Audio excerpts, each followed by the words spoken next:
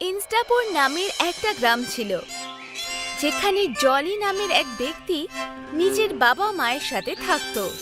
জলির সাথে ওর দুজন বন্ধু ঘুরত, সম্রাট আর জিগ্নেশ। একদিন এরকমই ওরা বাইরে দেখা করেছিল। আরে জিগ্নেশ আর জলি, তোরা জানিস আমি একটা চাকরি পেয়ে গেছি রে, আর সেটাও শহরে একটা বড় কোম্পানিতে। এবার আমি অনেক টাকা রোজগার করব। কি বলছিস তুই? শহরে আমারও কোম্পানিতে একটা কাজ পেয়ে গেছি রে। তাহলে তুই বল জলি, তোর কাজকর্ম কিরকম চলছে? আরে তোরা তো জানিস যে আমি মাঝখানে পড়াশোনা ছেড়ে দিয়েছিলাম, সেই জন্য আমি কোনো ভালো কাজ পাইনি রে। আরে কোনো ব্যাপার না জলি, আরে সবাই কি আর চিলের মতো উঠতে পারে নাকি? আরে কেউ কেউ তো মুরগির মতন হয়, তাই না? পাখনা তো থাকে তাদের, কিন্তু শুধুমাত্র তারা মাটির মধ্যেই ফরফর করতে পারে রে। জিগ্নেশ, কোনো দুর্বল মানুষকে তোমার কখনো এরকম অপব্যবহার করা উচিত নয়। আরে ওর মা গ্রামে চা বিক্রি করে, তা দিয়েই তো ওদের সংসার চলে যাচ্ছে না। জলি, ওর কথায় তুই কিছু মনে করিস না ভাই। ওদের দুজনের কথা শুনে জলি রেগে গেল আর ওখান থেকে চলে গেল আর বাড়ি চলে এলো। ঘরে ওর মা ওকে বলল, সম্রাট আর জিগ্নেশের মা বলছিল যে ওরা নাকি নতুন জব পেয়েছে। তুই এত হতাশ হয়ে বাইরে থেকে কেন আসছিস? কিছু না মা। আমার দুজন বন্ধু খুব ভালো কোম্পানিতে চাকরি পেয়ে গেছে তো, কিন্তু আমি এখনো পর্যন্ত কোনো কাজই পেলাম না। আরে বাবা, আমি আছি তো। মা, তুমি ঠিক আছো তো মা? হ্যাঁ বাবা, আমি ঠিক আছি, তুই চিন্তা করিস না, আমি আছি তো। খুব মন দিয়ে চা বেজো। জলির মা কাশতে কাশতে অজ্ঞান হয়ে গেল। জলি গ্রামের ডাক্তারকে ঘরে ডেকে আনলো আর ও জলির মায়ের চিকিৎসা করলো। জলি ডাক্তারের কাছে নিজের মায়ের ব্যাপারে জিজ্ঞেস করলো। কি হয়েছে আমার মায়ের? তোমার মায়ের শরীর খুবই খারাপ, তুমি ওনাকে কাজ করতে একদম দিও না। আর যেই ওষুধগুলো আমি এখানে লিখে দিয়েছি সেগুলো রোজ নিজের মাকে খাইও। ডাক্তার ওখান থেকে চলে গেলেন। যে ওষুধগুলোর নাম ডাক্তার লিখে দিয়ে গেছিল ওই সবগুলোই শহরের ওষুধ ছিল।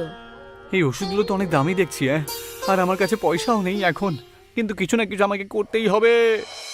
জলি নিজের মায়ের চায়ের স্টলে পৌঁছে গেল আর চা বিক্রি করা শুরু করলো। চা, গরম গরম চা নিয়ে যাও। জলি যখন চা বিক্রি করছিল তখনই ওখান দিয়ে ওর বন্ধু সম্রাট আর জিগ্নেশ ওখান দিয়ে যাচ্ছিল আর ওকে বলল, আরে ভাই, এ কি রে? তুই চা বিক্রি করতে শুরু করে দিলি? আরে তোর কি কোনো লজ্জা টজ্জা নেই নাকি? যদি আর একটু পরিশ্রম করতিস না তুই, তাহলে খুব ভালো চাকরি পেয়ে যেতিস রে। জলি রেগে গিয়ে জিগ্নেশকে উত্তর দিল, আরে তোরা পরিশ্রমের মানে কি বলতে চাইছিস? আরে চা বিক্রি যারা করছে তারা পরিশ্রম করে না? আরে আমার মায়ের অসুখ করেছে, তোদের দুজনের কাছে আমি তাও পয়সা চাইতে এসেছি, আসেনি তো? আরে রাগ করছিস কেন?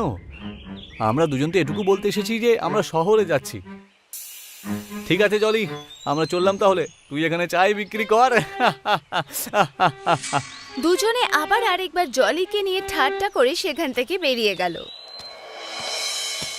জলির চা থেকে একদমই বিক্রি হচ্ছিল না, আর ওর কাছে একটুও টাকা ছিল না যে ওই ওষুধগুলো কিনতে পারে। জলি উদাস হয়ে গেল। তখনই ওর দোকানে একজন বৃদ্ধ এলো, যে গলায় একটা সোনার হার আর কালো চশমা পরেছিলেন। এই যে বাবা, কি হয়েছে? এত চিন্তায় রয়েছো কেন? হাসো, আনন্দ করো, একসাথে জীবনটাকে ভালো করে কাটো, একে অপরকে চেনো। আমাকে একটা ভালো চা খাওয়াও, কিন্তু আমার কাছে পয়সা নেই। জলি ওই বৃদ্ধ ব্যক্তিকে চা দিল। ওই বৃদ্ধ ব্যক্তি জলিকে বলল, বাবা, মনে হচ্ছে তোমার কোনো সমস্যা রয়েছে জীবনে, তাই না? সেই জন্যই তোমার কপালে চিন্তার ভাঁজ আমি দেখতে পাচ্ছি।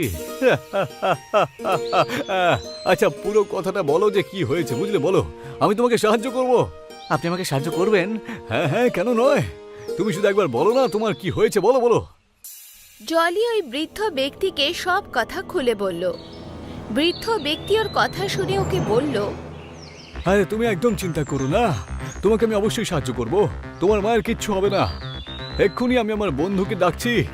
বৃদ্ধ ব্যক্তি দুটো হাত জোড়া করলো আর মন্ত্র পড়া শুরু করলো। আস্তালা পুস্তালা, আমার বন্ধু যেখানে রয়েছে সেখান থেকে ঠুক করে এখানে চলে আসুক। পুস্তালা। তখনই ওখানে হঠাৎ করে একটা গরু পৌঁছে গেল ওটা দেখে জলি চমকে গেল। বৃদ্ধ ব্যক্তি ওই গরুকে বলল, তুমি এবার থেকে এই জলির সাথেই থাকবে, ঠিক আছে? আর ওকে সাহায্য করবে, বুঝতে পেরেছো আমার কথা? ঠিক আছে।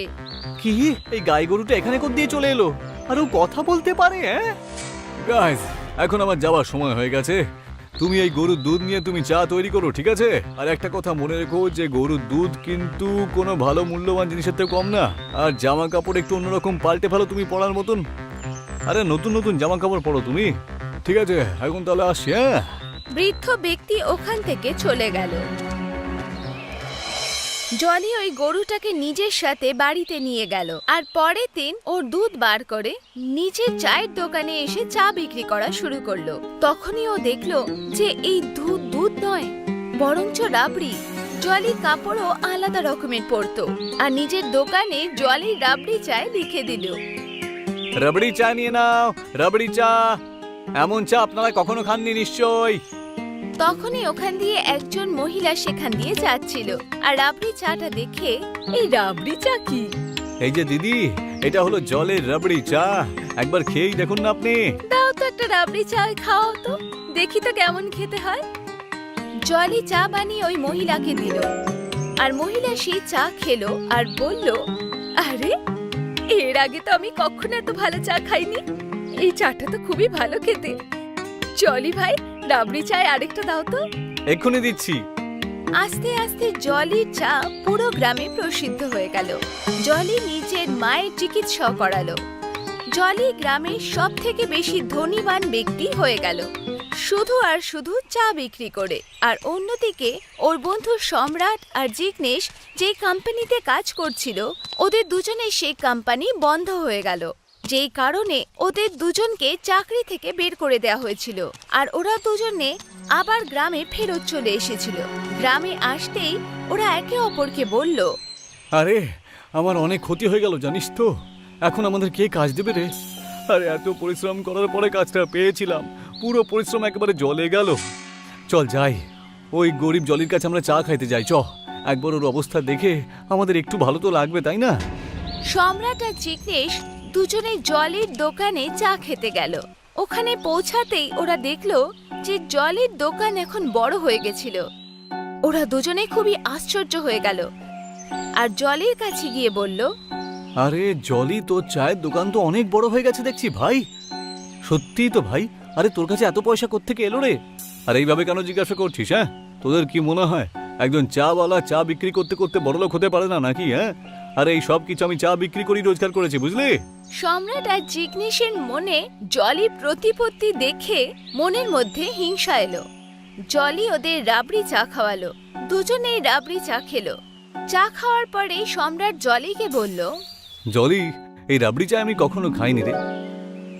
আর আমি এটা পুরো বিশ্বাসের সাথে বলতে পারি যে এর থেকে ভালো চায় এই পৃথিবীতে আর কোথাও পাওয়া যাবে না। বাহ, এটা খাওয়ার পরে মনটা একদম শান্তি হয়ে গেল রে। জলি, আমরা দুজন তোর খুব ভালো বন্ধু রে। এখন তো আমাদের এটা বলো যে তুমি এই চায় কি করে বানাও ভাই? জলি ওদের দুজনকে জাদুই গরুর কথা বলে দিল। সম্রাট আর জিগ্নেশ রাবড়ি চা খেয়ে ঘরে চলে গেল। আর মাঝখানেই দাঁড়িয়ে দুজনে একে অপরকে বলল, শোনো সম্রাট, মন দিয়ে শোনো। জানি না আমরা আগে কাজ পাবো কি পাবো না, সেই জন্য আমাদের কিছু না কিছু একটা করতেই হবে রে। আর যেমনটা তুমি শুনেছো যে ওর কাছে নাকি কোনো জাদুর একটা গরু আছে, তাই ওই গরুটা আমাদের চুরি করতে হবে। সে আর বলতে ভাই, চল আমরা এক্ষুনি যাব, বুঝলি? ওই কথাটা আমি কখনো হজমই করতে পারছি না রে, যে 10 ক্লাস পর্যন্ত পড়েনি সে আমাদের থেকে বেশি উন্নতি করবে। যখনই রাত্রি হবে না, ওর গরুটার গোয়ালে গিয়ে আমরা ওর গরু একেবারে চুরি করে পালিয়ে আসবো। দুজনে ওই গরুটাকে চুরি করার যোজনা বানালো।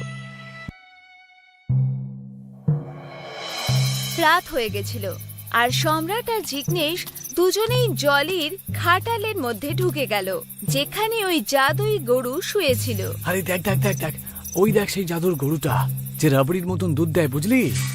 জিগ্নেশ আগে গেল আর গরুর বাঁধা দড়িটাকে উঠিয়ে গরুকে বাইরে নিয়ে যাওয়ার চেষ্টা করলো।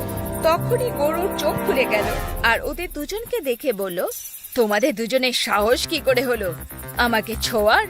দুজনে আশ্চর্য হয়ে গেল। তুমি তুমি তুমি কথা বলতে পারো? হ্যাঁ, আরে এটা কি করে হতে পারে? হুড়ি আকাশে ওড়ে, কিন্তু ওদের দড়ি মাটিতে থাকা মানুষের হাতে থাকে। যখন ওই মানুষের হাত থেকে ওই দড়িটা কেটে যায় তখন সেই ঘুড়ি আকাশের মধ্যে বিভ্রান্ত হতে থাকে আর নিচে পড়ে যায়। তোমরা দুজনে হচ্ছে সেই কাটা ঘুড়ি আর জলি হচ্ছে সেই মানুষ যার দড়ি মাটির সাথে আটকানো থাকে। আমাদের ক্ষমা করে দাও, আমাদের দপ্তর থেকে আমাদেরকে বের করে দেওয়া হয়েছে, তো সেই জন্যই আমরা এখানে তোমাকে চুরি করতে এসেছিলাম। আর তোমাকে চুরি করে আমরা নিজেদের রাবড়ি চায়ের দোকান খুলতে চাইছিলাম আর কি। আমাদের ক্ষমা করে দাও গুরু মহাশয়। ওরা যখন কথা বলছিল তখনই পেছন থেকে জলি চলে এলো আর ওদের বলল, তোদের দুজনের পুরো কথা আমি শুনে নিয়েছি, বুঝলি? আরে তোদেরকে যখন জব থেকে বের করে দেওয়া হয়েছে তাহলে এই কথাটা আমাকে কেন তোরা বলিসনি? হ্যাঁ, আরে শোন দিয়ে কথাটা শোন আমার। আরে বন্ধুরা যত বড় লোকই হয়ে যাক না কেন, বন্ধুরা কিন্তু সবসময় বন্ধুই থাকে, বুঝতে পেরেছিস সম্রাট আর দীনেশ? আমাদের ক্ষমা করে দে জলি, যে তোকে আমরা সবসময় ছোট হিসেবে দেখেছি। আমাকেও ক্ষমা করে দে ভাই, আমাদের কাছে কোনো কাজ নেই তো এখন। আরে এই ব্যাপার সামান্য। হ্যাঁ চ, কাল থেকে আমার দোকানে তোরা দুজন কাজ করবি তো। জলি সম্রাট আর জিগ্নেশকে নিজের কাজে রেখে দিল আর ওদের দুজনকে ওদের শহরের কোম্পানি থেকে দ্বিগুণ মাইনে দিতে শুরু করলো।